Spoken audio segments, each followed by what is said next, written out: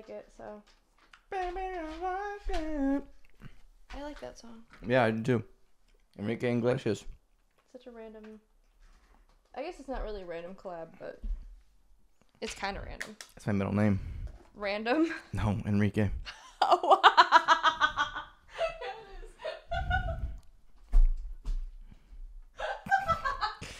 You know, the LEM'n'TEA podcast. The LEM'n'TEA podcast.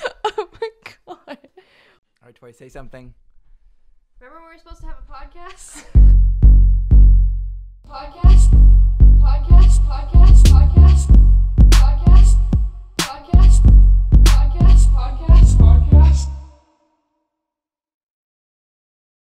Welcome to episode 30 of the LEM'n'TEA podcast. We're 30. 30, That's so episode exciting. 30, and we're in our 30s. So Yeah. it kind of like, I think like, obviously it's a little low right now. Then it'll catch up to you. Then it'll catch up to me. And then it'll surpass us. Yes. And then we'll never be able to catch up. Gosh.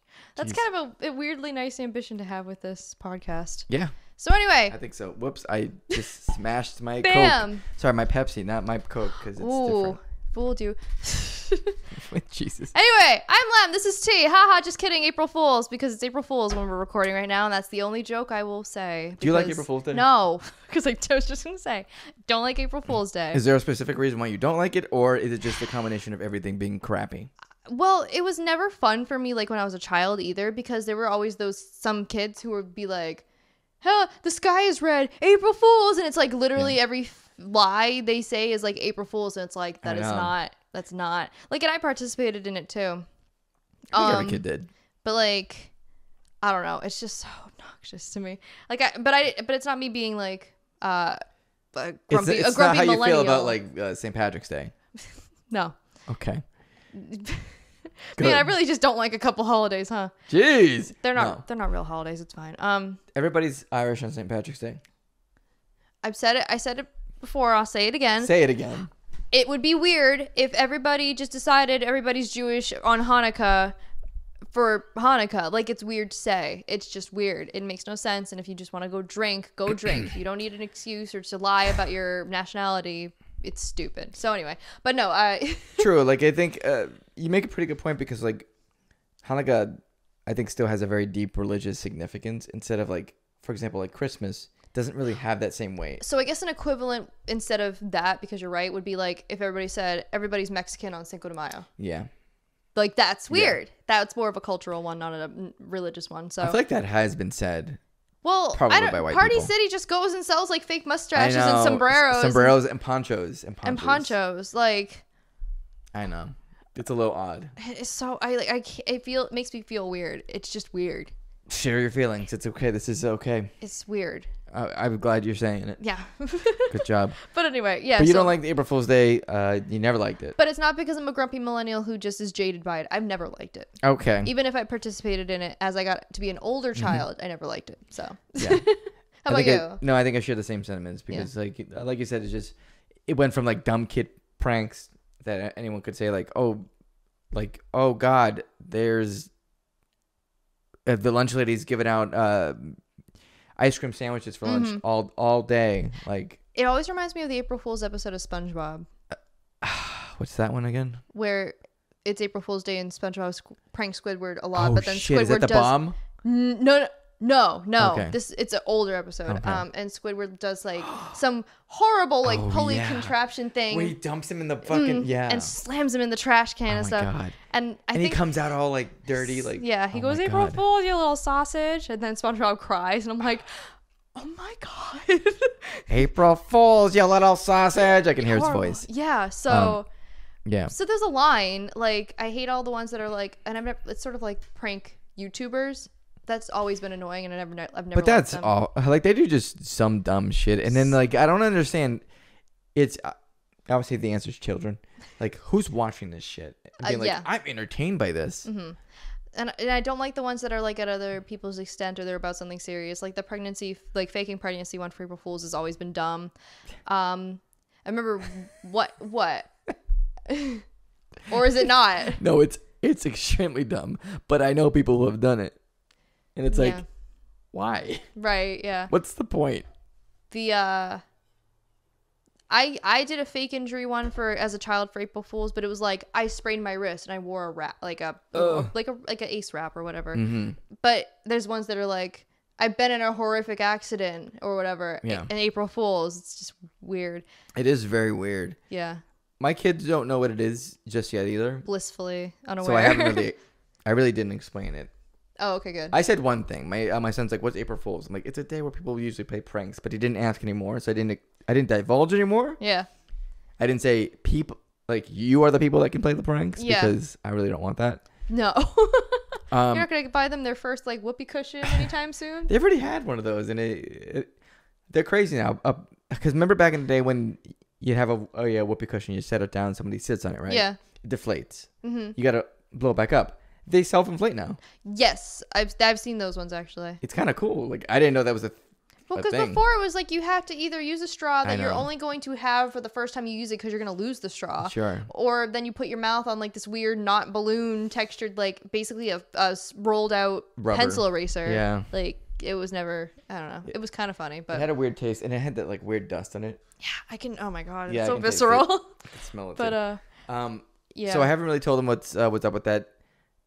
I don't have any good prank stories because I was not a prankster No, me either. at all, and I just remember seeing, like, my most vivid memory of April Fools is it's not SpongeBob. Unfortunately, it's not SpongeBob. It's The Simpsons. Oh, okay. There's an episode where Homer and Bart go back and forth, like prank each other, Mm-hmm. and at the end of the not the end, but like at the end of that whole like back and forth, Bart takes a Duff beer from Homer and he brings it to like a hardware store where they shake it up in a paint mixer. And then like Homer opens it and it's like shaking and like almost about to explode. He opens it and it like blows up. Oh, I It's saw like, you April Fool, and then I saw you tag someone and then on Facebook. that's all I ever think about when I hear April Fools. It's just Bart saying April Fool, and then it Holy crap. bursts open. I've never seen the episode, but I've seen that picture because of you and other people probably. Yeah. But For sure. Yeah, it's a very, very famous scene. yeah. But I don't like the idea of the holiday. I don't like the fake shit. Like I enjoy a good joke, obviously, but obviously, like you said, there is a line. So Yeah. So I was really happy when we called a truce yeah, without any problems. pretty much immediately we're just like no I don't know prank, how it no came prank up. stuff. All right, cool, same. So, one of us brought it up like, hey, Saturday's April Fool's Day, and then we were like, hey, we're not doing anything, right? Okay, good. does this mean we're adults? I think it just means Yeah. we don't like stupid, not funny things. Although I don't know. I think we've already determined that our brand of humor is pretty special and subjective about if it's really funny or not. It's funny. Like stuff that we find funny, our spouses would probably disagree with because they also kind of have similar humor. Yeah, they do. So it's really weird because they're very like in tune with a lot of things, especially humor wise. Like they're just kind of like on the same level of humor. Their level of like entertainment, like what entertains them is pretty similar too, I think. Yeah. It's so funny. So it's just kind of funny like that. Like I don't know, we're kind of like into like the weirder type of humor. Yeah. Oh, I think weird is a very mild way of putting Eric Andre, Tim and Eric bullshit. Yeah. We watched Grum. we watched fucking God. The Whopper song, although I think That's a classic. Everybody loves that. I think Josh also finds that funny. Maybe, I think. He might. I hope so. Me too. My world won't end if he doesn't. There's many things that I find funny that he doesn't. So. But we just watched a police training video about edged weapons, and I don't think. I told Ashley like I don't think this is your type of humor. She's like, "What are you doing?" I'm like, "We're watching a video about how to survive edge weapons," and she's like, "Why?" Why? Which is a valid question when you say I'm watching a video about how to survive edge weapons, right? You know, just in case someone comes up to me with a razor, with a ball cap full of razors, I need to know what to do. Fucking crazy examples, but yeah, like it was funny to me. I thought it was funny. However, if you look up surviving edged weapons, it is a police training video, so there's like gore and actual like stab wounds.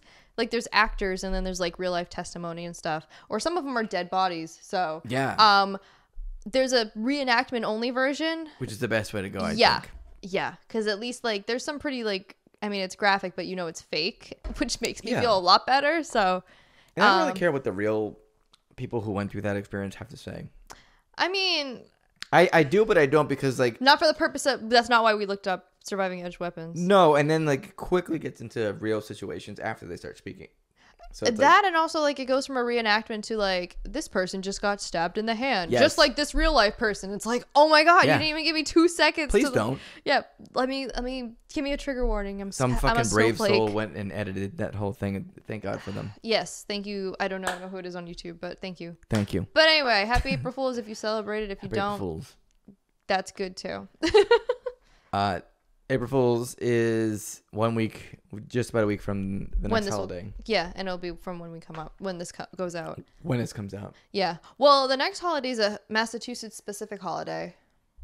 If I'm thinking, or is it Easter? There's I was thinking Patriot Day. Oh, Patriots Day. Oh, that is happening. That's on also that's Marathon April. Day, right? Yeah. Yeah. I think it's also April, but that one's only Massachusetts. We're special. Yeah, I didn't know that because when I moved here, I didn't move. I'm not from the state. Mm-hmm. So like I moved up here and people were talking about, oh, I don't know if we have Patriots Day off. I'm like, I don't know what Patriots Day is. I swear it was just recently. It recently became like a nationally or not like a recognized holiday where you get a day off or something, which never really matters because I think it's on a Sunday. I think. But yes, Easter. I completely forgot about Easter. Easter. Yeah. I thought you said Weaster. Oh my god. All right. See, this is the weird humor that our spouses would probably just like not react to it all. Very cool. Yeah, for sure. Yeah. So anyway. Anyways, so let's talk about something that's not about April Fools. Okay. So we finished a legacy. Oh yes. Of a season of Survivor recently, right? Heroes versus villains. It's finally all the build up. I've handpicked seasons to lead up to this. And now it's over. So I will say that was an incredible pick of seasons because it was pretty much all very relevant, the ones that we saw. Yeah, there was a couple I trimmed out, but only because it had like Maybe one or two people, and some of them didn't really last long, or like I felt like you'd get a good idea of who they are. I feel like you picked perfectly. Yay. And I mean that like entirely because the people that I didn't know, it wasn't really that big of a deal. Yeah, so I'm trying to think. Like, so I don't think you didn't see. Well, the only really big one is Boston Rob, but that would have required because his prominent season is a different like all-star season, and that's like whatever. But anyway. Oh, he was on a different all-star season? Yeah. Oh shit. He did an all-star season in season 8. So. Okay. Yeah. So what season is he from originally? I think it's the 4th one. Okay, his 4th season. But he didn't even make it to spoilers. He didn't make it to jury, so that's why. So he's been there 3 times then. Yep. Oh my goodness. Yeah. So a lot of people who played Heroes versus Villains actually played 3 times because they were an all-stars. So Colby and Jerry, that was their 3rd time. Rupert's 3rd time. Parvati. No, it was the all-stars was before Parvati. Okay, yeah. Boston Rob. Parvati. Think that Parvati. I think that's it actually. So, but there was a couple did fans people. And favorites, so right? Parvati and Amanda both did, and Sari did. Yeah. So yeah, it was a bunch of people's 3rd times. Yeah. So Amanda was definitely the 3rd time, and she previously made it the record for days played. It was crazy, and then behind her was Parvati. Yeah. Who broke the record, right? Yeah, because Amanda made it to the final 3 both times she played before, or final 2, whichever. Final 2, yeah. And then Parvati made it to like top 8 her first season, and then she won her the next season. So, but yeah, it was a lot of, it's highly regarded amongst Survivor fans because of just the cast, A+ casting. Yeah, they did great. Challenges were cool because they were like ones that were used in previous Survivor seasons, but for like people who had played, like this was in Jerry's season or whatever. Yeah. Amazing idol plays. Really great. Baby. Yeah. Some dumb idol plays, which is amazing also. So when you say dumb, what are you referring to, Russell? No, I'm referring to JT. Oh my goodness. Okay, so here's what happened. Oh my god, this poor dumb kid. JT has an idol. Once upon a time, there was a man named JT. And we all thought he was very smart. Quickly, that changed. He had an idol. He saw Russell was surrounded by women. Yeah. And was like, oh, I get what's happening here. It's an all-girls alliance, and he's on the outskirts. Which I've said before, but it's like so stupid to be like in fear of an all-girl alliance in this day and age. A lot of people were, though. I mean, that was 2010, but like, I don't know. People are still saying it now, and nobody's like, it's an all-guys alliance or whatever. Like, Sure. It doesn't hold the same weight. It's really dumb. But anyway. Yeah, but so like. But JT not having talked to Russell strategy-wise once ever. No, but here's what they did do, though, okay? Yeah. You're going to be Russell for this example, okay? Okay. All right. I You need stay a over hat, there. but that's okay. You need a hat? No, well, yeah. There you go. I don't want to put it up. Okay. We'll do a metaphorical You don't hat. have to. Okay. I got my fedora on. Okay. You have a fedora on. Great. I'm a survivor. And, yeah, you're a survivor. I'm over here. I'm on, like, the outs. Team Heroes. I'm on Team Heroes. You're on Okay. Team Villains. You're standing there. I look over at you.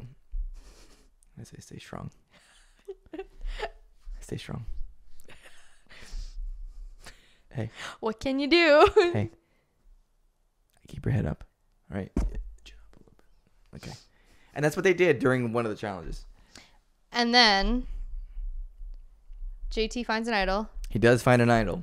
JT decides he is going to form trust while there are still two tribes, and one of them is distinctly called the Villains tribe, and give Russell his immunity idol, but not before writing a very like tactical letter and instructing Russell what to do with the idol. So the important thing here is that Russell came into this with the biggest advantage. They were just about to film Heroes versus Villains. I'm sure they booted somebody at the last minute to put Russell on, but he filmed his season, and then literally 2 weeks later, when the season hasn't even been edited or aired yet, he goes and does Heroes versus Villains. So nobody has any idea who he is or what his tactics are, and he came in with like the most stacked advantage by just being a villain, but not anybody knowing like the extent of which. And so JT doesn't know that Russell made it to the final three, and he's like really dictating what he should do with the idol and when and the whole process, like, because he doesn't know how far Russell made it and stuff. It's so bizarre. All right, what do you got? I want to read the letter. I have a poem. Mind if I read it? Me is only one survivor. First of all, at the very top it says, read incomplete privacy. Mm-hmm. And bash the mic a little bit while you can. Well, you did too. I wanted to match. We got to even it out. I get it. Okay. Russell. I'm going to try to read this, but it's in cursive, and I suck at reading JC's cursive. got really nice handwriting. Kind of, halfway through. This is a huge turning point in this game. This is not fake. I wouldn't waste your time or mine. Just by competing against you and the few handshakes we've had, I feel like I can trust you. Thanks for doing the sign language. That's hard to find in this game. Sure is. Hopefully, we are on the same page. You're in entirely different books. Yes, they are. There is no same page. Play the idol tonight, underlined twice. To save yourself. All the girls should be waiting for your... Writing your name down, so act like you're going home. Should be writing your name down. So this. act like you're going home. You must stand up and play it right before Jeff starts reading the votes. So weird. Russell's already played it once. He knows how this is done. Why are you giving him this shit? Also, I'm hoping that Russell would have watched previous seasons where he's seen people do just that. Mm-hmm. You know? Right. I mean, he's a fan, right? I think you should write Parvati's name down and send her home. No matter what, when you play the idol, you're safe for an entire tribal council. Wow. We will most likely merge at 10 people, and then you will be safe with us. Our 5 plus you will remain strong till the girls are done with. We can then work on getting ourselves in the final 3. Hopefully, I can trust you, and you're not truly a villain. Let's do this together. See you soon. And then in big letters at the bottom. It's signed JT Tom. No, that was afterwards. Okay. Yeah. At the very bottom, it says, "Destroy this right when you finish reading." It's very like Inspector Gadget. This message will self-destruct. Yeah, it's like Inspector Gadget or fucking Mission Impossible bullshit. Inspector Gadget. So anyway, that is just a taste of like, oh, spoiler alert, Russell doesn't use the idol. He actually, in fact, uses the idol. Parvati uses the idol he gives it to Parvati to get JT out. So got out with his own idol. Crazy, because he gives Parvati the idol, but unbeknownst to Russell, Parvati already has an idol. She's found one, and so she has two at this point. So so there's a lot of great moves. It's a really awesome season. I mean, who'd it come down to a final three? Well, I don't want to spoil anything. It's fucking 20. Listen, I guess if you haven't watched it and you're not Lewis, spoilers. So it came down to Parvati, Russell, and Sandra. Two have won it prior, right? Yes, and Russell came in second. Right. And your lady won. Sandra. Representing Puerto Rico. Sandra Diaz Twine, the first 2-time Survivor winner. That means there's going to be more. That's good. Well, because they do an Oops All Winners season. So. Love that. But for a very long time, she held the title of being the only 2-time winner. So, and that was a cool season. It was really cool. And watching it back now, I said this before too, because you're like very like gung ho Sandra, and I think I'm influenced by my mom a little bit because she doesn't understand the hype with Sandra even now, which is fine. But but like I understand a little more why Sandra won this season. I didn't before because I was like, it should have been Parvati, and I still kind of feel that way. But like, it's fine to feel that way. Like, but it just shouldn't have been Russell, and it wasn't. And you know what? That was really great. So I said the same too. I said, if it's Parvati, I don't care. Yeah. Because she played a great game. Yeah. She really was running the whole game. Like, she was great at what she did. And she didn't have to be a tool about it like Russell did. I've dropped my M&M. Oh no! I'll never find it now. Here it is. It's a hidden immunity M&M. And you just gave it away to the trash, Russell. Okay. Wow. He's fine. He's a millionaire. He's got thick skin. Fuck, this is the second time tonight I've done that. What's that? I bit the fucking inside of my cheek. Podcast is canceled. No more podcast. We push through it. We don't. You're really brave. Pushing through the pain. Thank you. What are you, a fucking crazy person? Yes. But anyway, it's really a great season that is worth watching. It's regarded as one of the best seasons ever for a reason. And I really am. I was glad when you said I hadn't overhyped it because you felt the same. But yeah, great season. Cool. You should watch. Along with I think any season really, you can't go wrong. There's some that are duds, but it's part of the overall. It makes you appreciate the better seasons more. So. Very well said. Yeah. All right. So, did anything interesting happen to you this week? Anything that you can think of? This week? Yeah. Honestly, not really. Oh my goodness. Not that I can think of. You can't think of anything interesting that happened to you? No. Oh man. I know that makes for a boring podcast. No, well, I didn't have much more of an interesting week. So. Okay. It was a normal kind of mellow week. It was very normal. Sometimes it was very mellow. You need some mellow, like non-life altering stuff to happen. But somebody had a good week. That's very clever. All right. Yeah. Who? I've been trying with the segues a little harder lately, just because I feel like I kind of don't do them very well, so I've been trying them. You know who else tried hard with segues? Let's hear it. NMIX? No, the company. Cherry Segways. Bullet? Oh. Sorry.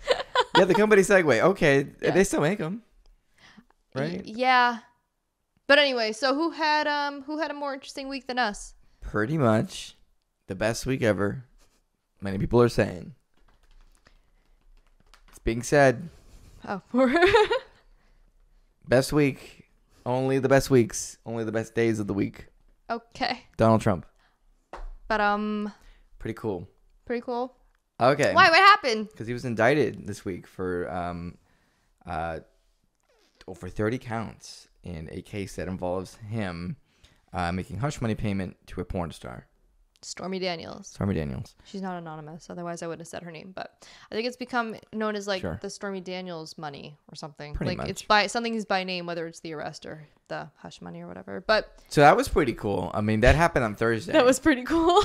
It was because it was the first time in all of our history that a president has been indicted on any sort of crimes. That's so sad. They all do crimes, but none of them get in trouble for it. That's just sad. It's like that one meme of like Squidward with that big button that's like, I'd love to stop living through life events now, or was something like that. Right. It's very weird. And then I read this weirdo comment, right? Yeah. Recently where someone was like, oh, this will affect the rest of the world. And it's like somebody put another map that was like, other places in the world arrest their leaders, or like they hold them accountable for shit sometimes. Like not every place, but I mean, like, it does happen. The U.S. is very unique in the fact that it's never happened here. Right. I mean, I think the closest one before Trump was like Nixon. Yeah, and that was. And I think that was only due to an immense amount of pressure. Like he wasn't. He stepped down because of like he just kind of like resigned, right? So yeah. Pretty funny. It's definitely hilarious. He doesn't use Twitter anymore. Well, right. Because he has his own social network called Truth Social. Yeah. And so he was like going off on his regular crazy guy rant, right? Mm-hmm. And he was just like saying like, he meant to say indicted, but he said indicated. Perfect. I've been indicated. Perfect. Pretty funny. Hilarious, actually. Yeah. They're saying the arrest will probably happen Tuesday. We don't know. It's a Tuesday. Why is it always a Tuesday? I don't know. I have no fucking idea. He had theorized, I guess, wrongly at the time, the previous prior. week, that he would be indicted on Tuesday. Yes. And he wasn't. So He wasn't. He was indicted on Thursday after they had said, hey, we're going to back off of this. And then they did it anyways, which is pretty funny. April Fools. Haha, I got you. Got him. So I'm going to read just a quick snippet from this article real quick. History. Because ultimately, I'll save that. What's the indictment for? It's from CNN. Trump faces more than 30 counts related to business fraud in the indictment. CNN has reported it remains under seal. The former president is expected to be arraigned in Manhattan criminal court next Tuesday, but the timing of the appearance remains fluid. The investigation, district attorney's office, began when Trump was still in White House and relates to a $130,000 payment made by Trump's then personal attorney Michael Cohen to Daniels in late October 2016. So that is what the 30 counts are for. Yeah. It's also worth noting that I guess hush money payments aren't illegal, which sounds weird to say that. Because, that is very weird. Yeah. Let's see. Anyways, I think it's very funny. And I can tell. I don't. Have you seen the fucking ads that have come out of like right-wing conservatives like Fox News and shit? Mm-mm. Just basically them crying. Oh, okay. Lindsey Graham being like, you have to give the president money right now to fight this bullshit. He's not the president right now. Well, it's still honorary title. Like, I know a lot of people are like, not my president with Joe Biden or whatever, but and also with Trump. Yeah, one, it's probably that, and then two, it's also like it's an honorary title because he was the president. And he was the 45th president. Isn't that weird? And the best one. That's so weird. I don't want to look at you right now. It's April Fool's Day. Ah, there we go. Yeah. Got you. It was just a joke. Got him. Huh. I don't even think like I have a favorite president. I don't know if you should. I guess like, which is not at all about how the country's being run, but like personality wise, it would be Obama, but like that means really nothing. He's a good talker. I've been through. Somehow The Simpsons is playing. Ooh. It's a haunted treehouse episode. Horror. Yeah, treehouse horrors. All right, whatever. Anyway, I think it was George Bush Sr., Clinton, George W. Bush, Obama, Trump, Biden, and that's it. All right, we've lived with the same presidents. Yes. We have. Oh my Shocking. God. But it's that's like crazy. I was too young for Senior Bush and for Clinton. George Bush, whatever. Yeah. And then Obama and Trump. It's like I don't feel like I have a good enough and also that's a weird question. It's like, who was your favorite president? It's a little odd to me, but I wrote to President Clinton when I was a child. Oh, did he write back? He did. That's awesome. Or his office did. My mom has it like, I don't know if it's framed, but she has it like in a book, like a memory book. That's cool though. Mm-hmm. I don't know, because you're blissfully unaware as a child, so. I was writing for, it had to do in relation to seatbelts, and like there was some sort of seatbelt act where they weren't going to like require seatbelts to be worn or something, so I was advocating for them. Oh. By choice? Yes. Okay. That's very responsible of you as a child. I don't know why. I just think I was pretty concerned. I'm like, I don't want to die in a car accident because I don't have a seatbelt on. It's very mature of you. Yeah. But yeah, nobody that we've lived through has been very spectacular. We've had 2 Bushes in our lifetime. That's crazy. Yeah, that's very weird. Senior, junior, and junior. Fucking, we've had Obama and his running mate. We've had a reality star. We've had Bill Clinton. Good Lord, like, what the fuck? It's so weird. So fucking weird. So anyway, Trump's indicted now. Do you think anything's actually going to come out of it? I don't think anything. I think it'll all be monetary. Going to come out of it. If there's any, maybe monetary. Yeah, or maybe like some probationary things, but I think people who are hoping for jail time. I'm gonna keep my expectations very, very low. I think it's kind of crazy to actually have that perception because, this is the first time he's actually been indicted on anything he's done. Yeah. But after 2, what kills me is there were 2 impeachments. Yeah. And there was 1 insurrection. Yeah. And this is what they came down on. Which he should have. Yeah. I don't care about this at all. Right. Sure, I want to see him in handcuffs, but oh my God, imagine. Probably for the right. I don't care about this ultimately. This hush money bullshit. I don't give a fuck about this shit. But the money crimes are always the ones that end up giving more jail time and stuff. Blue collar crimes are white. What is it? White collar? Blue collar is the working collar. Yes. White collar crimes. Yeah, embezzlement and whatever, fraud, stuff like that. Oh yeah, if you mess with money in any capacity. It's just so weird that we hold ourselves to that standard of that. Yeah. So weird. That is a good point. It's all due to corporations and fucking all that BS with lobbying. Mm-hmm. All that shit kind of takes a center stage. And if you fuck with the government, they will fuck with you. And if it's monetary, they will definitely fuck with you. They will get their money. Anyways. Rihanna. Bitch better have my money pulling up. Before we move on, I'm going to call out. Because my favorite thing to do lately is call out specific publishing companies. So Donald Trump has, or I don't know, his estate or whatever, have a publishing company called Winning Team Publishing. Oh, such a winning, huh? Snooty name.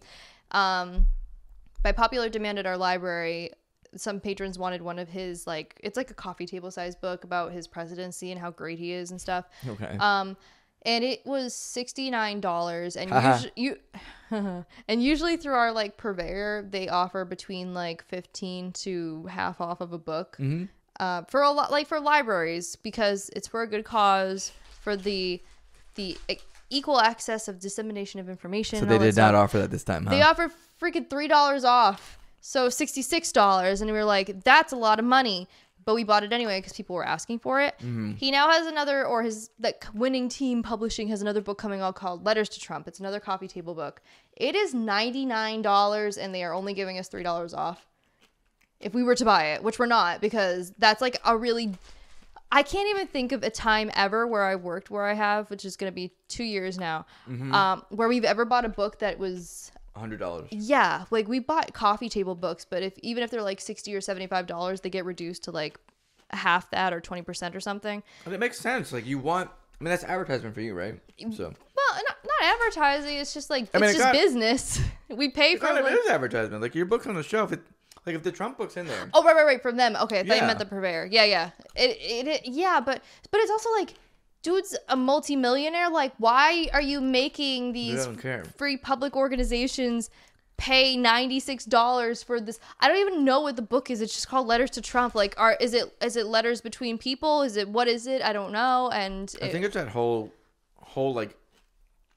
conservative mindset of a discount being a handout. Socialism. Mm-hmm.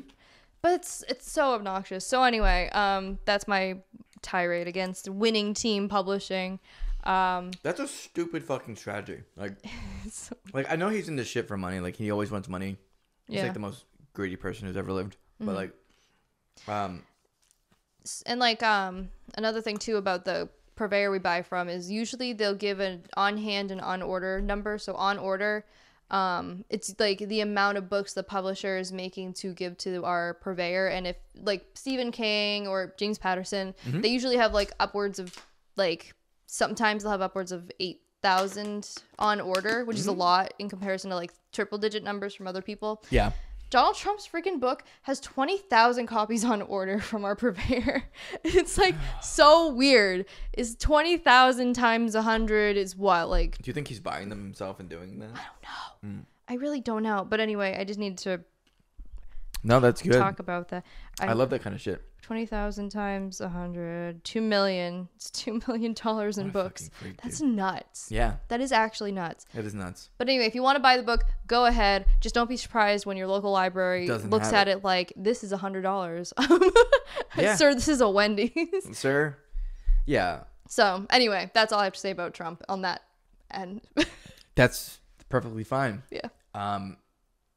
Speaking of going down in flames. Oh, this could be one of two things. I'm not sure where you're going at. Well, let me tell you. It's been announced this year that E3 will not happen. Okay, that one. All right, yes.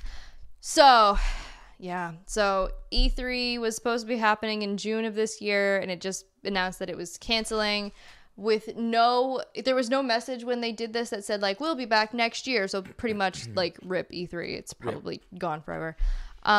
And that also it's very much affected by the pandemic. I don't know that if the pandemic didn't happen, how much longer it would have had. I guess there could be an argument made that it could have gone on longer than this, but the pandemic obviously put a damper on things.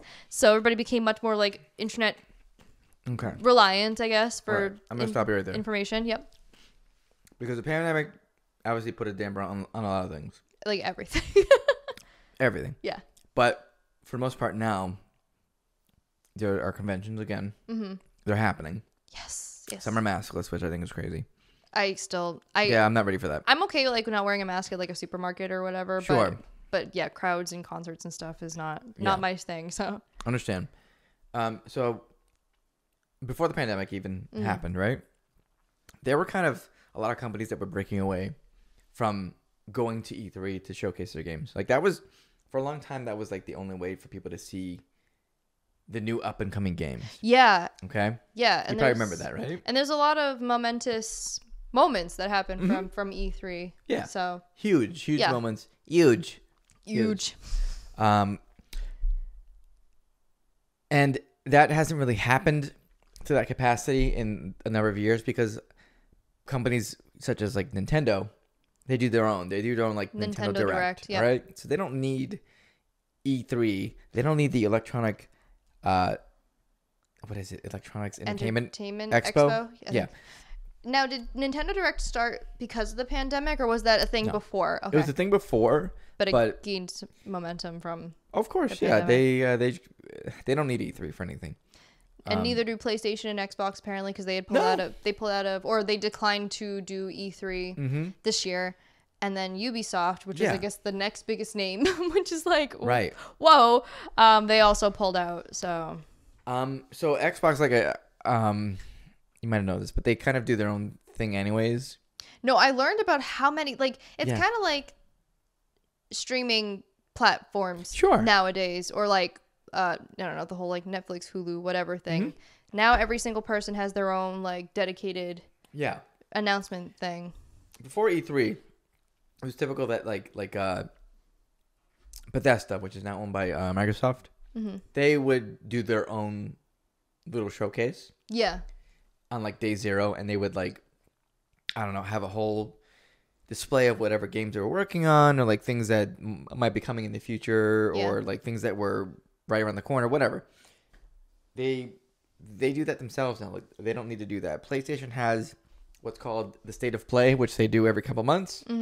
They're gonna show you the same shit. Like, here's what we're working on. Here's what we do. So they don't need E3. I mean, I'm sure that they have to pay E3 to have a booth there, or like several booths to display games and shit. Yeah, they don't need to do that.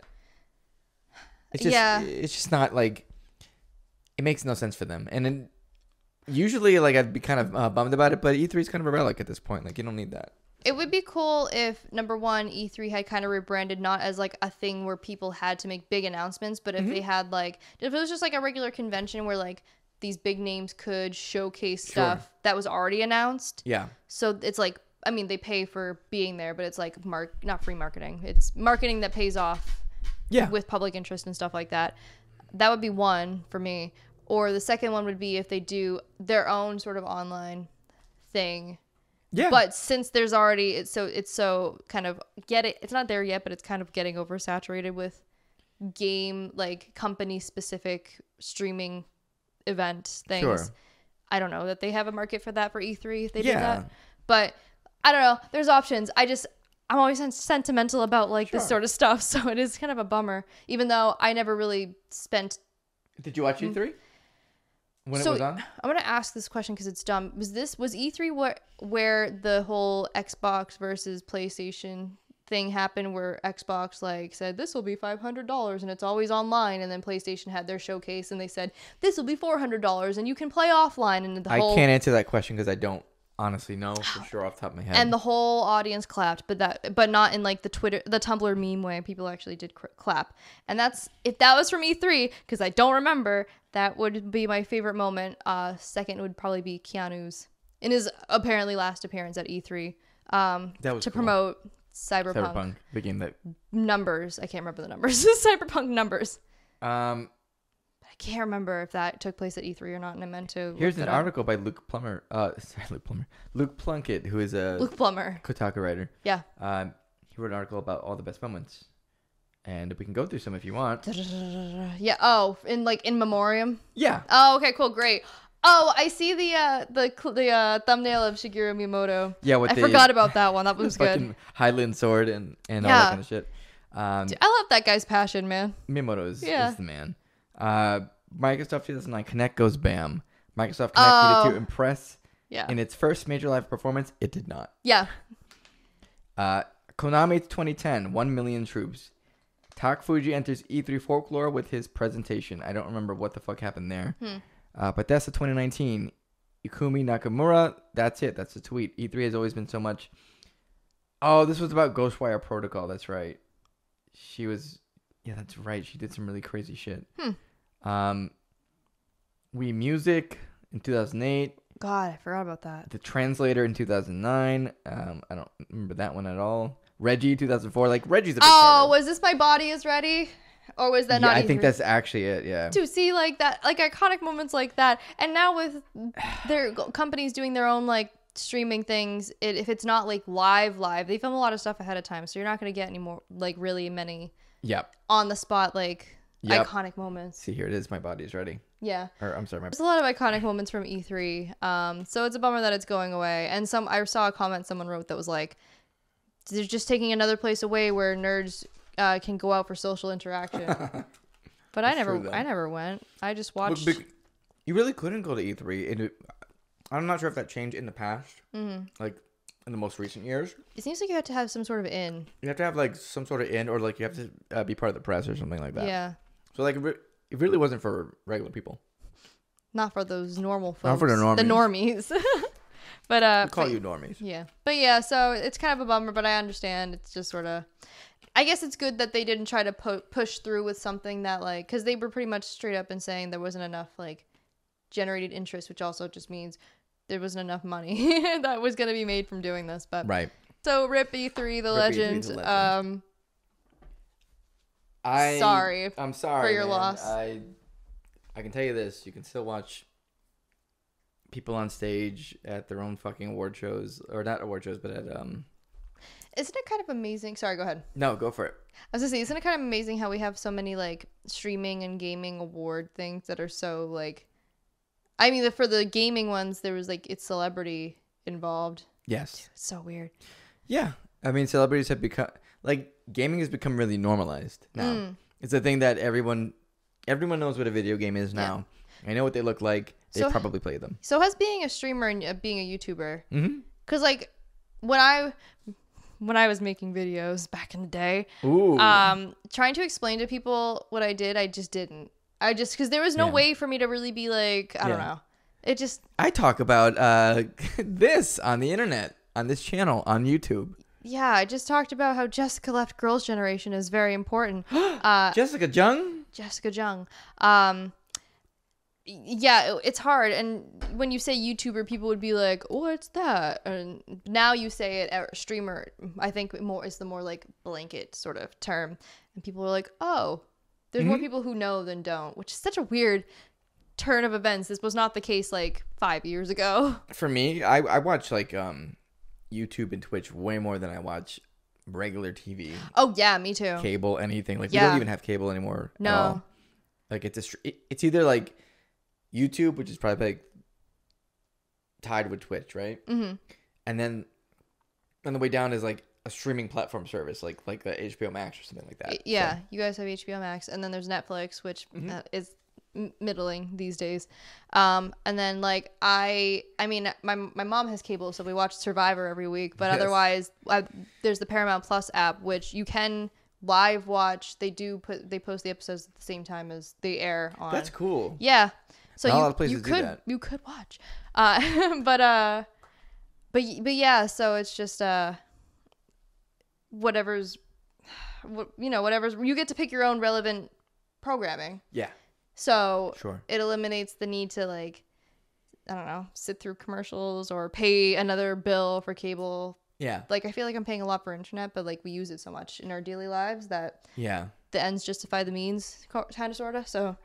I need the fastest internet. Like I can't have slow internet. Like I've lived through the days of slow internet, and I will never be going back. Word to the wise: get FiOS. If you can get FiOS, sure. get FiOS. Comcast sucks. Get FiOS. It does. Comcast has never been good.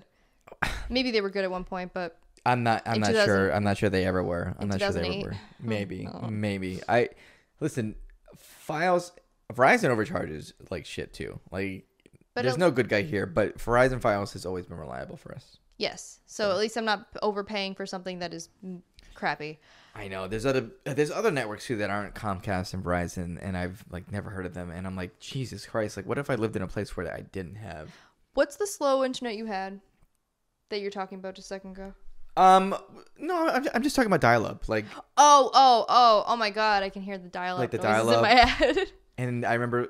Like, I specifically remember the day that we got DSL, okay? Mm-hmm. It was, like, 2005. Yeah. My brother and I had just rented Battlefront 2 for PS2. It was a big day. Yeah, right? Sounds it. Huge day. Mm-hmm. And my mom's like, guess what?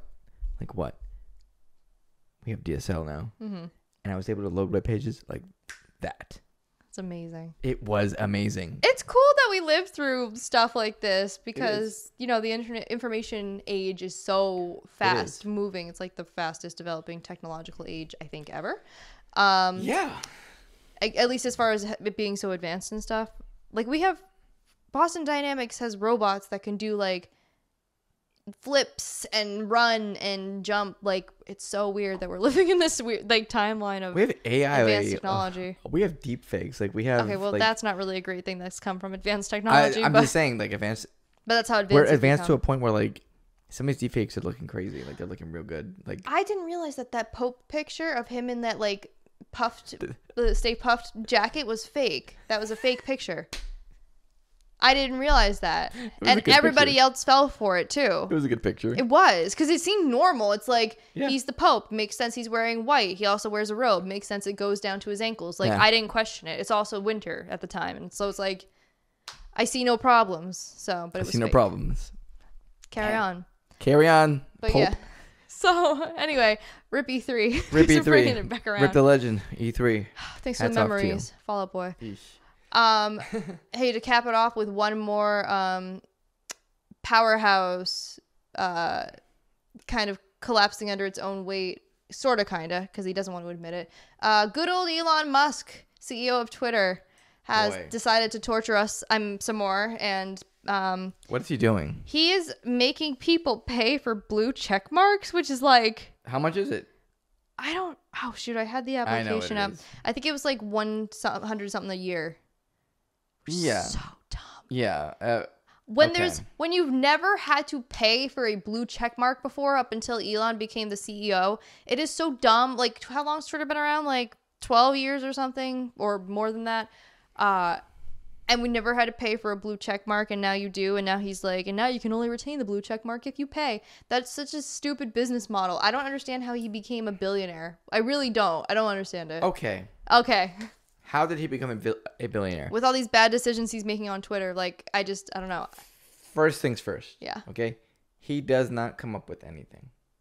No. Okay. Anything he's ever. So Elon acquired PayPal, right? But he didn't build that system. Right. He bought it. Yeah. Right. Elon acquired Tesla, but he didn't come up with the concept of the electric vehicle like that. Like, he just bought the company, right? Yeah. So he's just a good, like, well, he inherited billions of dollars from his parents because they owned an emerald mine. Yeah, that's right. I forgot he's in Africa. Yeah, like South Africa. Yeah. So, like, he didn't do anything.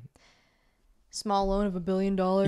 Yeah. My parents gave me a small loan of $1 billion. And, like, Grimes seems like a pretty pleasant, albeit a little oddball person, which are my people. But sure. I don't understand how she and Elon even happened. I don't know. I don't even know if she knows how they happened. He has a lot of kids, too. He has, like, I think at least 8. Yeah. At least. He has a lot of kids. With varying degrees of normal to stupid names. I don't know what his fucking problem is. Like,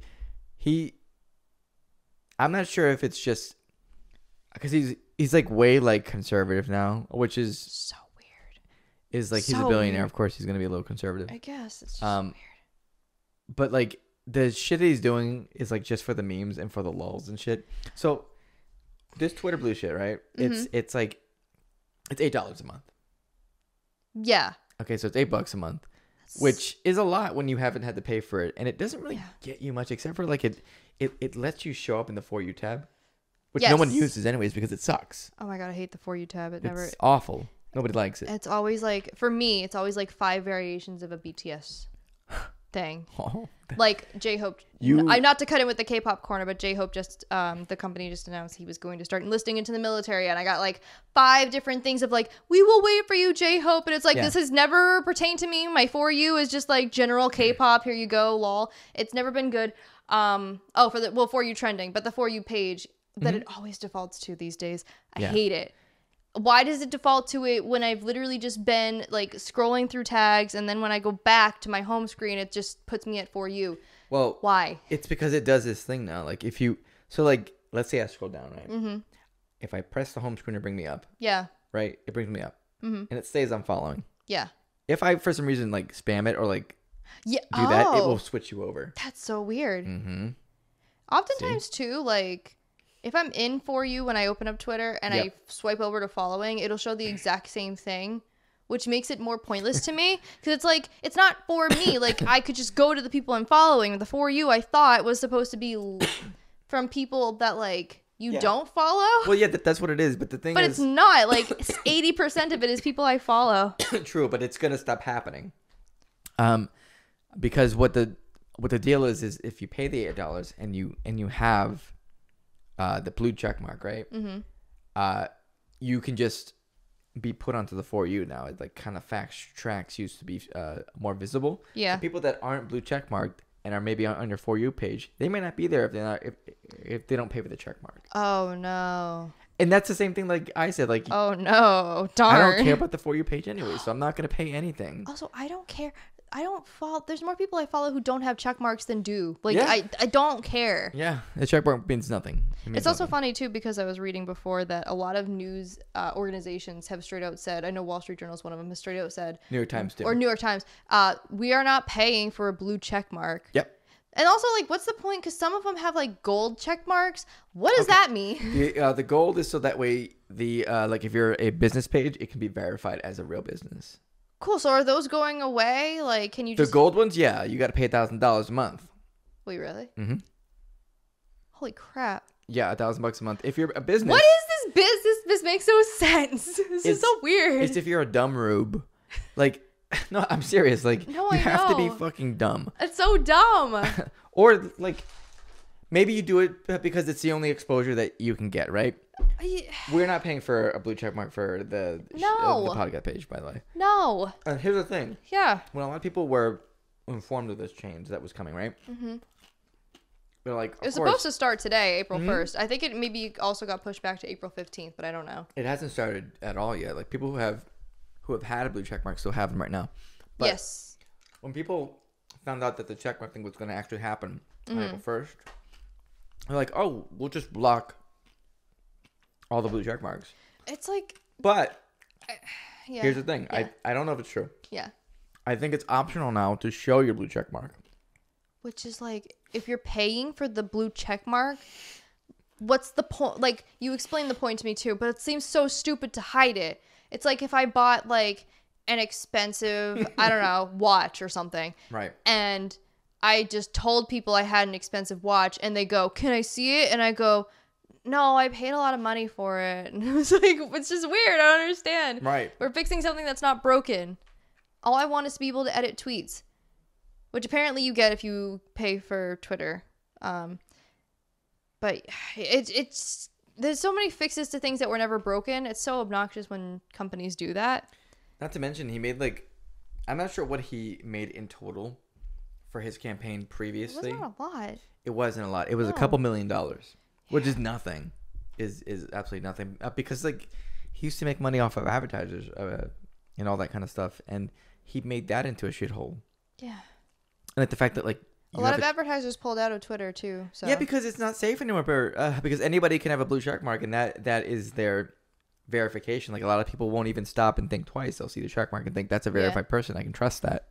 The amount of times that Elon has announced a change on Twitter and people comment and say, but what about this? And he goes, that's a good point. Yeah. It's like, yeah, it is. That's why it's a problem. Like, that's the fact that he goes, we'll fix that. What people saying things like, it proves that he's fired too much of his like responsive team. And they probably also said that. There was a funny thing that happened. And they fired them. Yeah, go ahead. Did you hear about it? I don't know. He doesn't have HR anymore. Wow. Like he doesn't have HR. So like, yeah, I know, right? No way. So somebody that worked for him had to like call in or like try to find out whether they still had a job at the company. Oh, right. Yes, I did hear about this. This guy who was like disabled. Yeah. Like I think he has MS or something. Yeah. And he was acquired by Twitter. Like his company was really good, profitable. Mm-hmm. And he's actually a really good guy because like they were going to do something so that way he didn't have to pay, I guess, a certain amount of money. And he's like, no, I'll just continue paying my taxes at this rate because I think it's a good thing. Like, I think Elon kind of gave him some lip, like back and forth. They were going like back and forth. And it turns out that like he revealed medical information about the guy that shouldn't have been revealed. Yeah. Mm-hmm. So like he quickly had to go back and be like, sue him. Honestly, it'd be cool if we had a different person running the company or anyone else who... Why did you sell it, Jack? Why did you do that? Jack doesn't care. Jack doesn't give a fuck. But they all want to make money and get the fuck out. Yeah. Jack's building another fucking website called Blue Sky or some shit. It's so dumb. Yeah. So someone posted what perks you would get if you were to buy Twitter or buy your Twitter blue. Let's hear it. Whatever. Edit tweets, which is so dumb. I don't know. And you can edit tweets if you buy. That's so stupid. Your account. Apparently, one of them is like, you can have a custom apps with custom apps icons. You can change how your Twitter app displays icon displays on your phone with different colors, which is so dumb. You know who used to do that was third-party apps that were allowed to be on Twitter. Yeah, NFT profile pictures, which was already a thing before. Yeah, even though I don't like it, but it was already a thing. Custom navigation. I guess you can decide what sort of quick access things you have, but why? Because it's not hard. Twitter's doesn't have a lot of like buttons. Top articles is a shortcut to make the most shared article to the most shared articles in your network. Oh, so it lists the most viewed articles for you. Yep. Which is dumb because. Why? It's just like articles will gain notoriety on their own. Like they don't need a bump from Twitter by virtue of paying. Undo tweet. It's called undo tweet. Gives you the option to retract a tweet after you send it, but before it's visible to others on Twitter. Which it's just delete. You could just delete it. Just delete it. You could just delete it. That's a free feature right now. Longer video uploads. Which is, like, fine, I guess, but I don't need, like, I don't know, 220 seemed to be working for people, and also you could just go to YouTube. I don't usually like I do watch some videos on Twitter, especially like K-pop related ones, right? Because they're usually right there and they're pretty easy. Yeah. But I don't specifically use Twitter for videos. Lately for me too with Twitter, it takes like half the video length for it to like, it's really pixelated for me. And then it like HDs out in the second half. But it's not even like a YouTube thing where I could just like go back to the beginning and it fixes itself. It just always fixes itself halfway. At a certain point. And then it's like, all right, I guess I got to watch it again so I can see these people clearly or whatever. It's so weird. Oh, and then deleting all the drafts and all the search history stuff for no reason. That was a little annoying. I wish I had some forewarning on that one. Elon. How many drafts did you have in the bin there? Oh God, it was a lot. It was like 40. Damn. But it's because I scroll Twitter early in the morning and I don't want people to get the idea that I'm awake sometimes. So I save them and then I tweet them later. It's really dumb. But there are some like written drafts that I have. I can't remember what one of them was, me complaining about Yashahime, I think. But it was like, there's lots to complain about there. But anyway, yeah, and so it was annoying that they were deleted. Oh, and then the last part of this was among other things was longer tweets, and it starts with saying want tweets more than 280 characters? Longer tweets allows blue users to tweet up to 4,000 characters. That's way too many. Just use your thread. Just use the thread. That's what everybody does. It has never been a problem for anybody ever. I don't want to read 4,000 character tweets ever. I think that's not what I go on Twitter for. The Twitter, like the character limit is really good because I think it just kind of forces you to be more succinct, right? And get to the fucking point of what you're trying to say. And then you won't get that when you have 4,000. Like, if you post more than the cap now, I'm not reading it. I'm just not going to fucking read it. Like, yeah. I mean, it was good for them to go from 140 to 280. I think that was necessary. Sure, whatever. Like, that's fine. But that's I ain't no way ever I'm ever going to be reading 1,000 character tweets. I'm not doing that. So unless they're like twit longers, those are usually important, and they have like a lot of people do like their apologies on twit longer. They're my stories or the subsequent apologies from people. Yeah, or just like awful events. But again, that's something that already is a function that you don't need to pay for Twitter to use because there's already options. Yeah, those. The thing is that probably won't exist anymore. Like they probably won't allow it to exist or post. I don't know. I have no fucking idea. We're just still why he's fucking doing this. He just wants to do it. We're still on the sinking blue ship. A lot of people have said that because today is April Fool's and this is the day that it was supposed to happen, and people are like, "Is it an April Fool's joke? Is it an April Fool's joke?" Like, I don't know. Maybe. Who knows? I swear he just does this stuff for like his own sick enjoyment where he's like, we're going to do this thing. And then he just sees the reaction. And if it's bad, which it usually is, he just goes psych or whatever. Yeah. Or like when he starts to consider shit, it's like when it's usually always like this. Some like right wing person or like Elon Stan will be like, that's not a good idea, Eli. I don't think you should be doing that. It's not good. And he's like, oh, maybe you're right. And you're fired. Oh, you mean like a regular person? Because I feel like his HR people would have said something similar, but he would have been like... A regular person, like a Twitter user. Yeah, but like one of his people working in his company, he would have been like, you just don't... If you really don't understand what we're doing here, then you can leave. Like, I don't know. It's just Twitter 2.0. So odd. Anyways. This is our blue hell. So, but yeah, I'm not paying for Twitter. I know you're not, and we're not paying with the podcast Twitter. I'm not paying for shit. If it gets too restrictive, like I'll leave. I don't care. Yeah. Sure. It's like, oh no, one less social media platform I'm gonna use. It's the same thing with Facebook. Like if that gets too restrictive, I barely use Facebook as it is. I only use it for Messenger. Oh yeah.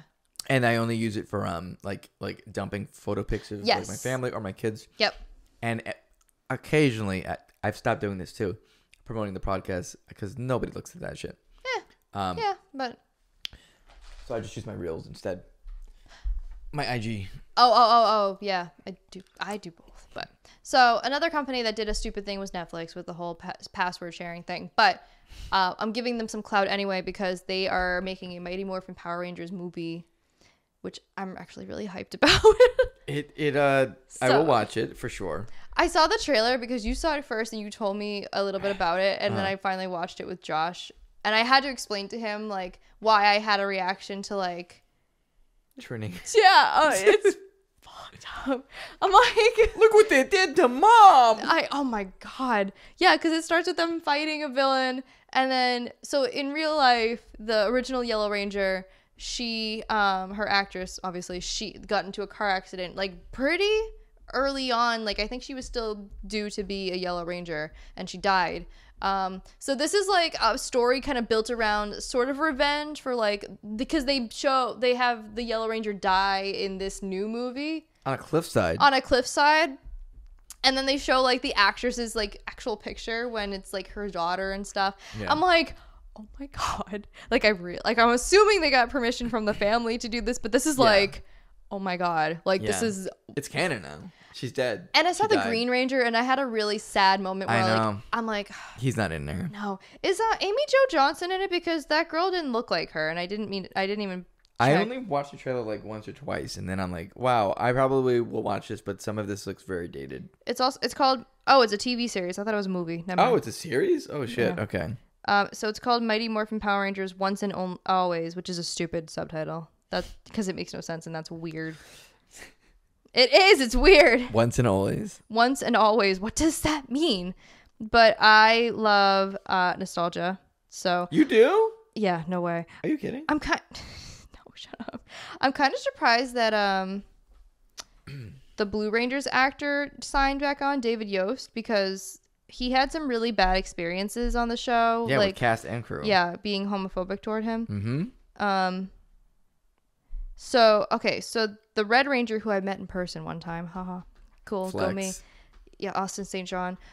He's not in this, and neither is Amy Jo Johnson, which is like, why? So I guess it's like Power Rangers from other like semi-old seasons, like Johnny Yong Bosch is in this. Yeah. He was one of the Black Rangers, and then the second Yellow Ranger, Karen Ashley, she's in this too.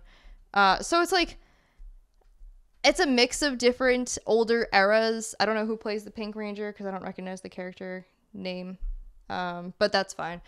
And then Tommy's not in it as well, obviously. But when I saw the Green Ranger, I had this moment of like, oh, this was filmed like before his death, and it wasn't, I guess. No, so he's not in there. Like he's. They'll probably refer to him as Tommy, maybe. I don't know. Maybe. That's why I'm curious. And I thought it was a movie. I didn't think it was a TV series until I just looked it up. So I thought it was a movie too. I didn't think it was a TV series. I don't know why they would make a TV series for it. But they got the voice of Alpha to come back. Aye. Yeah. Oh God, what's his name? Richard Horvath.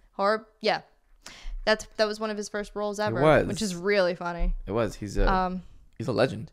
Yes, he is. Fucking legend. So yeah. So it's a mix of like the first Power Rangers and then the other iterations and stuff. But I don't know, man. I want to see it. I'm really, really curious about how they handle like the subject matter of like the death of a ranger and stuff. Like the death of a ranger. It's, like that's a wild thing for them to touch. So especially death of a ranger. Well, like in real life. Absolutely, they have, to my knowledge, never really. I don't think so. Dealt with an actual death. Maybe not. Yeah. I don't know, but I stopped watching Power Rangers a long time ago. Yeah, me too. So I'm happy it's still going. Me too. I'm not current. But it's like One Piece. There's so many iterations, and I cannot. Sure, I'm not keeping up with it. But yeah, I'll watch it, and I'll give Netflix a purpose again because I haven't watched Netflix. Change up. I haven't. I haven't watched Netflix in a while. Hey, speaking of Netflix change up. Netflix change up. Do you mind if we segue over to a K-pop corner? Do I mind? I never mind. Perfect. All right. Hello. Welcome to Tory's K-pop corner. Hello. Cue the music. Okay. Good times. Sorry, I wasn't bopping along with you, but it is a bop. A bop, one would say. So. 3 would say. That's true. Yes. All right. So. All right. So the first thing that happened, which ties into our sort of overarching politic-ish theme of this episode, inadvertently. So once upon a time, Blackpink was going to perform for the what is it called? State dinner during the Korea and US summit. Apparently, Blackpink was requested by Jill Biden to be the Korean representatives to perform there. It was going to be Blackpink and Lady Gaga. Okay. So Wait. Blackpink. Yep. Blackpink Yeah. in our area. I don't know if it was in the area. I don't know where the summit was happening or whatever. Hey, just go with it. Okay, yes. Blackpink in our area. Thank you. Except not really, because no, not because of that. So it's that according to reports, First Lady Jill Biden, who has an interest in Korean culture, which I didn't know, suggested a joint performance by K-pop girl group Blackpink and American pop star Lady Gaga for a state dinner during the Korea-U.S. summit. However, it appears the proposal was not properly communicated to the Korean president, even though it was requested, I hear, more than once, resulting in the U.S. government reportedly demanding a response from the South Korean government on several occasions due to lack of feedback from the presidential office. And apparently it was because, and this isn't the entire reason, but this is the reason that I want to believe in my heart of hearts. I want to believe it too. Let's hear it. The secretaries of protocol and diplomacy purposely did not relay the messages. Purposely. For some reason. What? Was she a stand of a different group? I don't know. And she just wanted some fucking drama? Who, Jill? No, the representative. Those two guys? Yeah. No, I don't know. It's weird that they wouldn't relay this message too. And even still, I guess Blackpink weren't going to be able to attend anyway, because that was around the time they were having a sold out concert in Mexico. Uh-huh. So, but it's funny to think that like these government officials now are on this like administrative leave just because they didn't pass along a note from Jill Biden saying, I want Blackpink. I need Jisoo here and Rosé. Can we get Lisa's my bias. Bias. A note, like a JT style note. Check yes or no. Can Blackpink perform at the summit? And then they just like threw it away. I don't know. 2 questions. Yeah. 1. Mm-hmm. What is Joe Biden's favorite Blackpink song, do you think? If you had to guess. Do. Okay. That was a really mean joke about his stuttering. That's Joe. No, I said Jill, not Oh, I thought you said Joe. This is pretty good, but sorry. No, Jill Biden. Joe has no idea what's going on. Probably How You Like That. Ooh. Because she wanted to keep doctor in her That's title. right. That's a real girl bossy of her. And right? and people said, you can't do that. And she said, I just did. How you like that? I don't know. She said, I'm making up a lore. She said, look at me. Now look at you. Yes, that's true too. Look at me. Now look at you. Yeah. But that was funny about fucking Joe Biden. Dude. That was mean. I feel a little bad about it. Yikes. Oh, God. But yeah, I didn't know how she had an interest in Korean culture. That was cool. So, man. There's this really viral video that the First Lady, really viral. Melania Trump, not Jill Biden, but when Trump was still president, met up with a member of SHINee. And they were at like, I forget what the organization was, but there was a couple Korean high school girls who didn't know that they were standing in front of it was Melania and Minho from SHINee, and they turned around and they completely just ignored Melania, and they freaked out that Minho was like right in their vicinity. They were like giggling and like crouching down, and they were like so excited, and I thought that was so funny. I don't know why. It's just like, oh my god, it's a K-pop person. Oh, and then there's Melania. Yeah, it just shows like that's what teenagers care about. They don't care about if you're a celebrity. They want, they don't care if you're a government celebrity, especially in another country, especially from another country. They don't give a fuck about that. Yeah, thinking like the person that really garnered that sort of care was Justin Trudeau, when people were like in that weird like thirst era for Justin Trudeau. Yeah, so weird. And the COVID era for fucking Mario Cuomo. Mario Cuomo. Yeah, Mario. So anyway, that's the story about how Blackpink was invited to perform for the president, but that's weird. Will not now. It is very weird. Black to the pink. Black to the pink. So I made a sign also. It says Stan Artemis, which is Artemis. You guessed it right before. So it's spelled ARTMS, and that's because 4 members of Luna have signed. They are the 4 members who secured injunctions to terminate their contracts with BBC, Blockberry Creative. They pretty immediately got re-signed to another company, which was called, where did it go? Mod House. and it's run by their former creative director.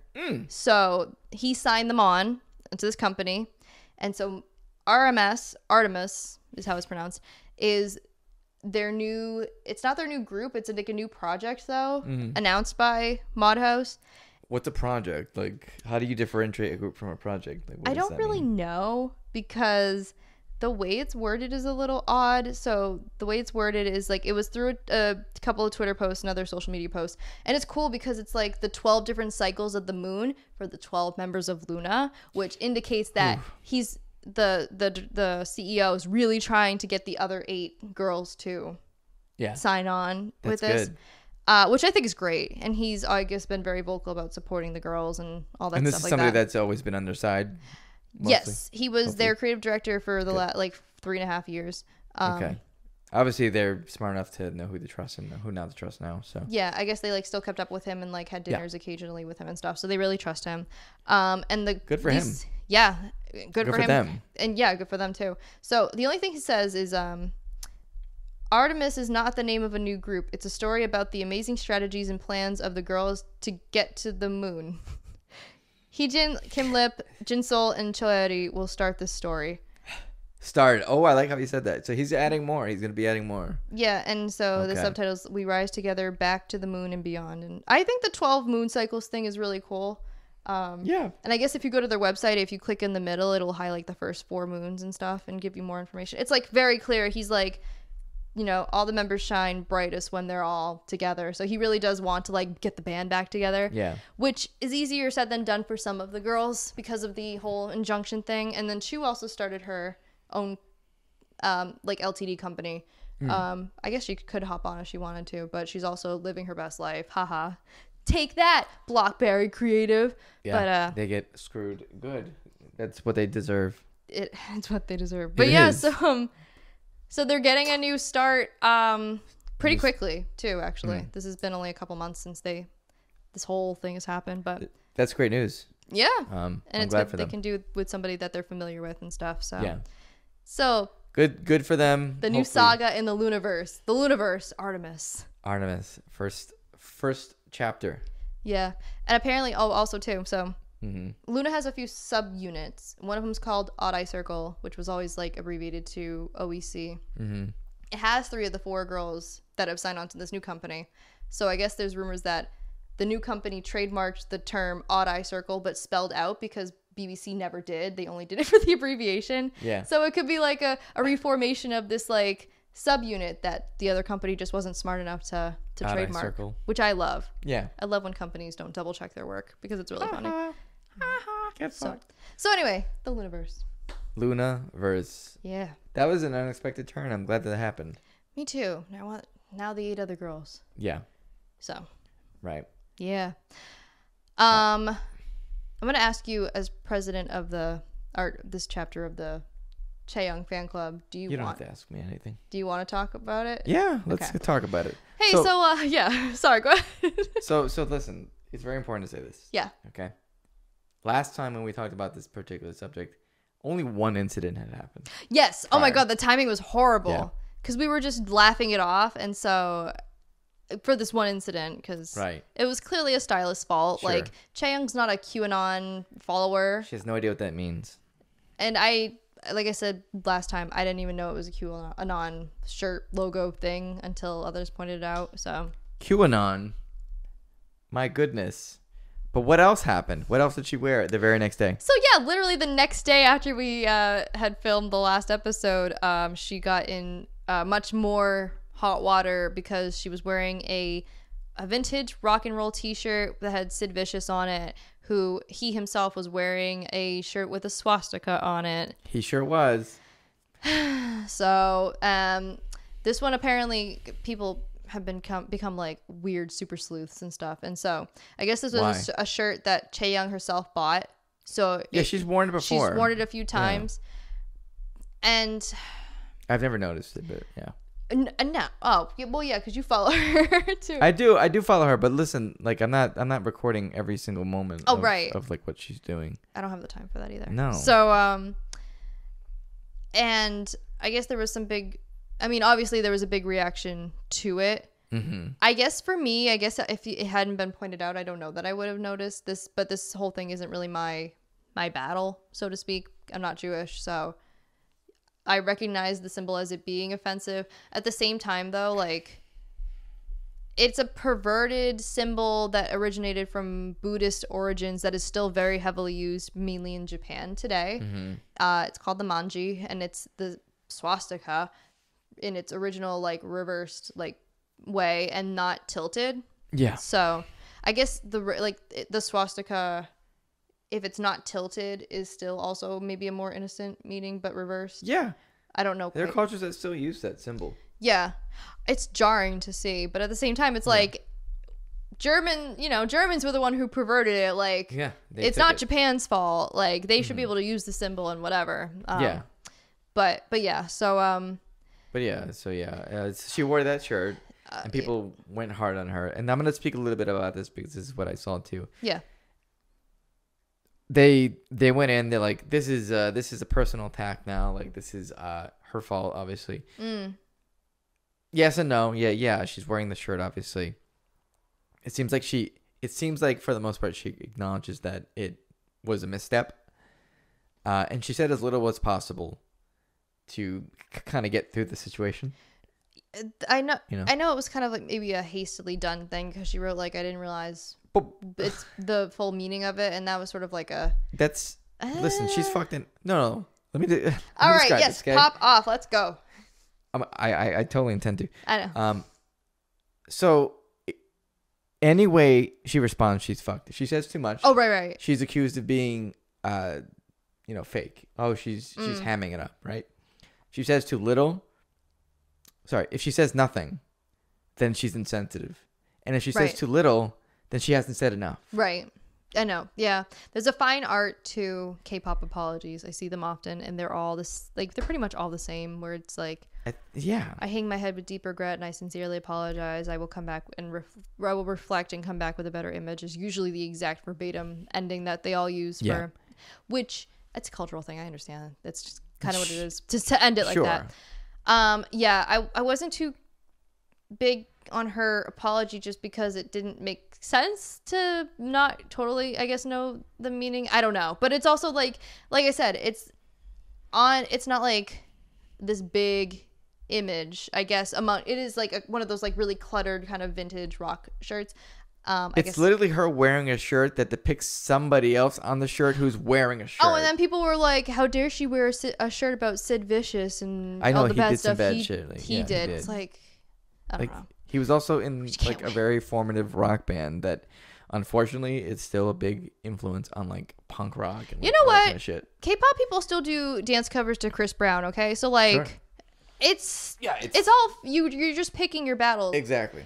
And at the same time, that's the problem I have. Yeah, there was a couple translated like Korean comments, websites about the foreigners' reaction to this, and a lot of them were saying about like, I wish they had this kind of reaction with the rising sun and stuff. So like the thing with the rising sun is that it's one of the versions of Japan's flag that was used during Korean and Japan wartime tensions, and that's, I guess, the equivalent there of the swastika.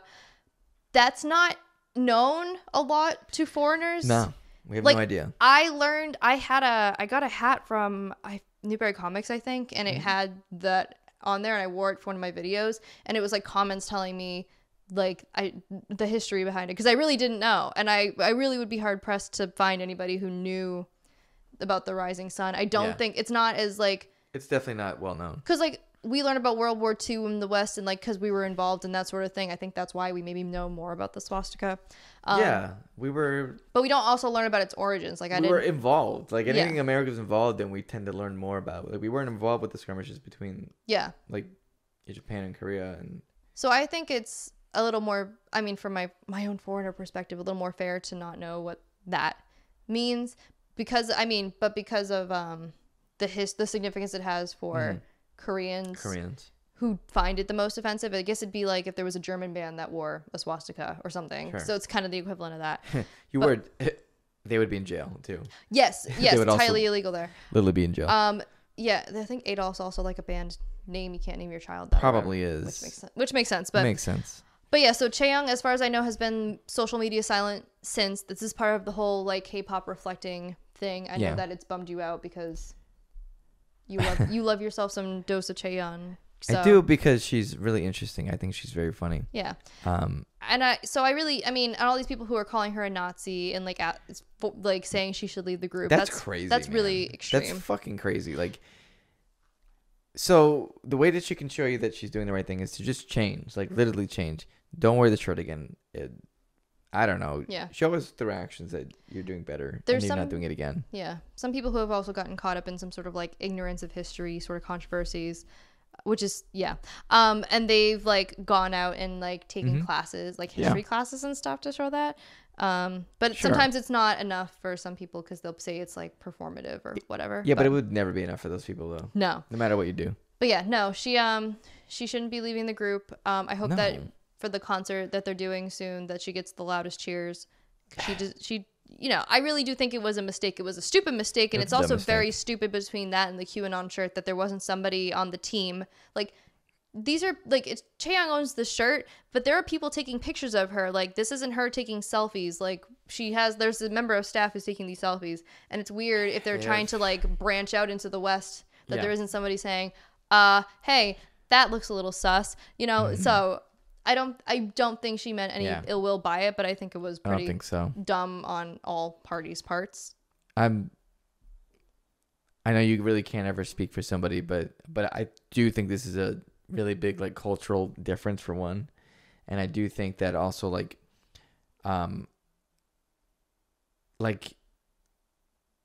she's not some sort of like Nazi racist. Like, no. You're really stretching. Yeah. You're really stretching when you say like this is a pattern and it should. What? Because she's worn it a few times, or because of that? There's other photos where you can clearly see the shirt, right? Yeah.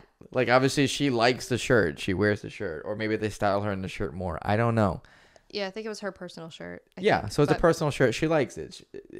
She's also like the more punky person in the group. Like she's got the attitude, right? So and the tats. Yeah, so it appeals to her. Maybe it's something that she likes. Whatever, regardless, like, probably not the best look when you're a public figure to have a swastika in any form, even if it's because of the Sex Pistols. You got, like, Western publications like Variety and TMZ writing about her now. It's like, oh, no. Yeah, and they don't know anything. No. Nothing matters. If you're seriously advocating for her to be out of the group, you need to go touch grass. Please reprioritize reprioritize yourself to your lawn or a lawn nearby your lawn. where you can touch grass. Yeah, it's a big fucking deal. I wore a Rising Sun hat when I was talking about a K-pop thing, and so I don't know. I just feel like it's. But you like it's a learnable moment. You didn't understand it, and you never wore it again, right? No.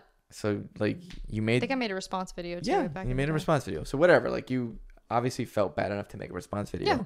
You took it to heart. Yeah. You didn't wear it again. Right. I'm sure she's not going to go around with any of this shit again. Like, No. And if she does, like, it'd be crazy. It's just her being defiant at that point. And then, yeah, no, I don't think. And then maybe there is a problem. No. But I think right now there's not really an issue. It was a dumb decision. She wore a stupid shirt, and she's gonna be there now until she knows it's wrong. So it's now she knows it was wrong. Yeah. If not before. So. And I am the president of the Chaeyoung fan club in this town, and I've spoken. The cases are real. My verdict is touch grass. Perfect. Okay. That concludes the K-pop corner. 4 corners of your lawn. Hey, I like conspiracy theories. Again. Hey. Let's do some more. I'm about it. Let's do it. So, I kind of went in an iceberg form of like talking last episode about talking about the like least controversial conspiracy theories, and now all I have left are like the controversial ones. But I guess I'll start off a little soft. The moon landing. Some people think it's fake, and it doesn't help also that a good majority of the footage of the first moon landing is lost forever. So, what do you think? Did we fake the moon landing? No. Like, no, we went to the fucking moon. There's so many instances even beyond this that, like, even if, say, we didn't actually land on the moon in 1969, which I know because of a song in Even Stevens. sung by Chrissy Carlson Romano that goes, "We went to the moon in 1969." I remember it. That's educational television. But even if we didn't go to the moon then, we've gone to the moon several more times since, as have, I think, a couple other countries, right? So Of course, yeah. So it's weird to be a moon landing denier in general because there's so many documented instances of it. Sorry, we were not in the preservation period of the most historic moment up to that point in American history, and nobody bothered to save 80% of the first moon landing. Sorry, bro. It is what it is. So. Do I think it's fake? No, I think it's Yeah. real. A lot of people think it's fake, though. I remember growing up with relatives who were like, "Yeah, no, it's fake. They filmed that in a set." How? In Hollywood. How? No. I don't know. It's because like people would say like the flag was waving and there's no fucking there's no fucking wind. Oh my god. Yeah. Such a weird thing to. What weird hill to It also die seems on. like a very, very hard secret to keep. Like something that would have already been leaked, and also like other countries kept that secret too. Like that sounds crazy. Yeah. I don't think there would have been as big of a space race between America and Russia if it was a fake thing. So Yeah. But whatever. But anyways, we got to the moon. Yeah. In the same vein, the flat Earth folks. Okay, flat Earth is crazy though. In what sense? Like the people? What do you know about the theory? I don't know that the Earth is flat, but I've never understood the dimensions of it because I've always believed rightfully that the Earth is round. So I don't know much about it. That one's a crazy one too because it goes against like all, not even just science, but like perception. Because you can see the Earth is round, like you can actually see it, and if you've ever been in a plane, you can definitely see it. Like it's just not flat. I don't know how to, yeah, it's one of those things that's like, I don't know how to convey to you more that the Earth is not flat than several hundreds of like thousand documented instances of the moon. I mean, well, the moon is also not flat, but the Earth is not flat. Okay. All right, what we got? From Wikipedia, modern flat Earth beliefs. All right. In the modern era, the pseudoscientific belief in a flat Earth originated with the English writer Samuel Rowbotham, with the 1849 pamphlet Zetetic Astronomy. Never heard of that. I just want to find out what the fucking... There's some sort of dome that like covers Earth or something like that. They made a show about that. It's Really? Yeah, it's called Under the Dome. It was a Stephen King book. It was okay. Really? Yeah. But it's like a dome randomly falls on like one chunk of this like town. And covers it? Yeah. And nobody could leave. It was a weird show. But anyway. Sorry, I'm just trying to find this one term and I'm trying to get it right. Okay. With flat Earth. Maybe a picture would show me. Aha, here it is. This is what flat Earth is. So you should save that picture. I will do that now. Save it. Let me see. Science. This is now Bill Nye the Science Guy. Okay, so here's Earth. It's flat. As you can see, clearly flat, right? All right. Yes. There is like an underlayer here or something. I don't know how the water gets there. Water. So the Earth is flat, but like the water is a circle. So it's still not flat. Oh, so there is some part of it that is still It's just spherical. water. It's called the Great Deep. It surrounds it. There's something called the firmament, which is like the dome that I'm talking about. The sky. This is so stupid. Okay, let's keep going. I mean, we don't have to talk too much about this for fear of being maybe, I don't know, blocked in some countries or whatever. Oh God, what the fuck is it? 9/11. All right, what about That's 9/11? one of the most recent large-scale conspiracy theories of all time, which was that it was an inside job and that there were like people on ground floors that were already on fire and they saw explosive devices and all this stuff. Do you believe any sort of conspiracy with that 9/11 was an inside job? I can tell you something that I do believe about 9/11. Ooh, okay. All right. Sorry, that I don't believe. Oh, okay. Okay? I don't believe that jet fuel can melt steel beams. That's such a... I don't believe that jet fuel can melt steel beams. All right? Uh-huh. Them that was a controlled demolition if I've ever seen one. So weird. I don't know. It just is like, I don't know. That theory's always made no sense to me either. There are a lot of like amazing conspiracy theories from afterwards. There's this really interesting video from Blame It on Jorge where he did 20 people who died under mysterious circumstances, and a lot of them were people who kind of challenged the idea, maybe not in full scale like 9/11 was an inside job, but that there was weird ways in how it was handled. Like, and they were writing like things about like that sort of stuff in publications and stuff. So they're thinking that it was, and then they all die mysteriously somehow. Oh, like one died in a plane crash, one died he ended up somehow getting, I guess, a blood clot or something, or he fell off of a stage and broke his leg, and then he said, I have a feeling if I go under I'm not going to wake up, and then he got a blood clot in his lung and he died.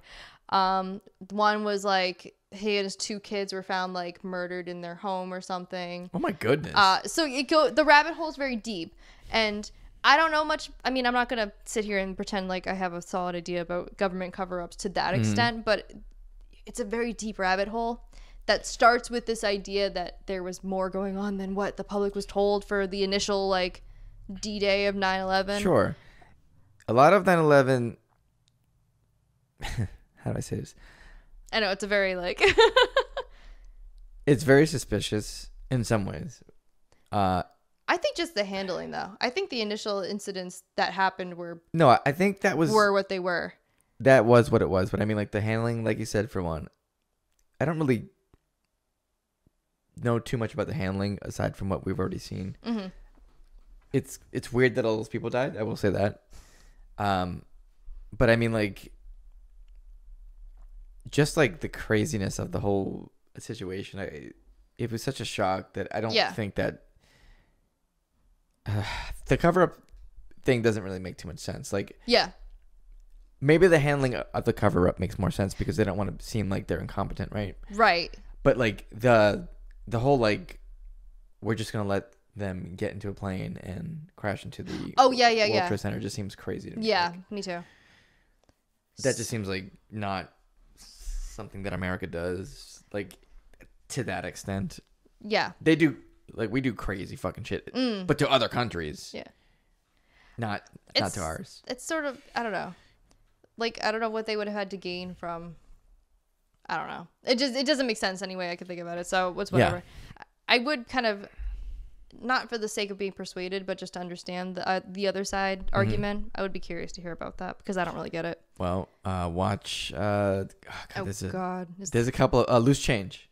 Oh. Loose Change. Okay. We should watch it one day. It's not super convincing, but like you'll get another side perspective if you want it. Okay. So 9/11, I don't think it was a hoax. Maybe the cleanup, or not the not the cleanup. God, maybe the handling. The handling was could have been done better. So, the same thing for Katrina too, but that's probably another hoax that's on the list. Or there's a conspiracy about Katrina too. Is there?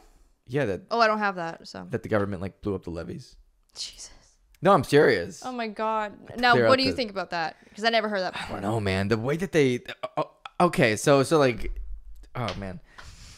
So like Kanye West being like George Bush doesn't care about black people is obviously like we see that happening all the time, and a big way that we saw that happening like live was Katrina. Yeah. Because like they literally left them on the roofs, didn't do shit, didn't drop them anything, like didn't evacuate them in a timely manner, and like I don't know, but I read some shit. All right. Now, nobody's immune to propaganda and nobody's immune to conspiracy theories, right? But I swear that I've seen like articles, like multiple articles in multiple places on the internet where people claim that they have seen or like they saw explosives being planted here and there near where the levees were. I don't know if that's true. People say that they were like they heard like the detonations. So, I don't know. So interesting. Yeah, I never heard that one before. I don't know, man. It seems it's very sus. I do believe that they handled it really poorly. Oh yeah. The whole situation. Sure. So, I'm sorry to sidetrack you. No, it's a conspiracy theory. We're perfectly on track. Yes. So I had a list of them. I won't go through one by one, but I had like controversial deaths of celebrities. Ooh, like who? I had, let me see, Kurt Cobain, Michael Jackson, Tupac and Biggie. Oh my God, I can spend a whole episode talking about these. Princess Diana, John Lennon, John Benet Ramsey, Jeffrey Epstein, JFK, and Amelia Earhart. Okay, let's do this. Yeah. Because we are coming up on... Are we going to have a part 3 of conspiracy theory talk? I think we should, and I think one of them heavily should be the celebrity deaths, because I think that's a really interesting topic. Okay, well... but yeah, as a treat, why don't we discuss one of them and you pick? Okay. Right now? Sure. Go for it. I don't know. Since I'm going to segue it into something else, talk about JFK. Oh, shit. Okay. So you think what's the conspiracy? Is that he was killed by the government or something? Yeah, and that they've never, who was it? No, that was Lincoln. Who shot? You're no, it was Lee Harvey Oswald. Yeah, you're right. Lee Harvey Oswald, and then that he was like framed, and then it was covered up by the owner of some bar, Jack Ruby, killing him before he could go to trial. And Jack also Ruby. Like there's so many. That's another rabbit hole one too. Mm-hmm. There's like this woman. It's called like the babushka lady, and it's just like this woman who has a headscarf, and she's like very close to like where it happened, and she's filming it, and no one's ever been able to identify who she is or find the footage that she had. Really? Yeah. Also, just like I don't know. There's a lot of conspiracy with it. Obviously, he's dead. Like that's not disputed at all. Just sort of the way that it was allowed to happen. Can I tell you what I think it is? What? I think a Secret Service member just fucked up. Really? I think they just, I don't know, they didn't get to the threat in time, or like they didn't take the shot in time, or like. Oh, I thought you meant like a Secret Service member shot Kennedy.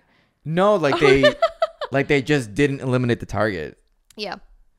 I don't think you're supposed to admit that when it happens. Right. So they just haven't. Mm-hmm. But I think that's, I don't know. It just makes the most sense. It's like human error, right? Like, a Secret Service exists for a reason, but there's nobody can be 100% protected. Like, it's just not possible. I mean, you could get a Pope mobile. Sure. Yeah, that's another. Yeah. What do you think about that? I don't know. What does your heart say? I don't know. I really don't know. I don't have an opinion one way or the other, I guess. It's just one of those interesting ones because there is so much like still uncertainty with it. Mm-hmm. I think it's possible that it was Lee Harvey Oswald as much as it is possible that it was not. And that he was used as a scapegoat for some reason. But I don't know. Like Lee Harvey Oswald was trying to shoot another person behind. Shoot, I missed. Yeah. Yeah, but that footage is jarring. Like the first time I saw JFK, like his brains being spilled out, like it's a really good thing that this is like 1960s quality footage. Yeah, so it's like grainy and it's hard to see, and obviously I will not be including it here. Oh no, you can look it up on your own. It's readily available. Yeah, but like it's gonna get like graphic, but like seeing Jackie Kennedy like grabbing onto his brains and god, shit. Reading her like whole perspective and testimony and stuff is horrible. I never read it. It's like she thought that he would still possibly be alive, even though she's got like his skull stuff on on her and stuff. Like I think just went into full adrenaline mode, and she was like, because there's the famous part of the footage where she like reaches back onto the car and tries to like, I think it's like a piece of his head. Yeah. And she like tries to like press it back onto him and it's horrible. Like it's really horrible and stuff. So yeah. So anyway.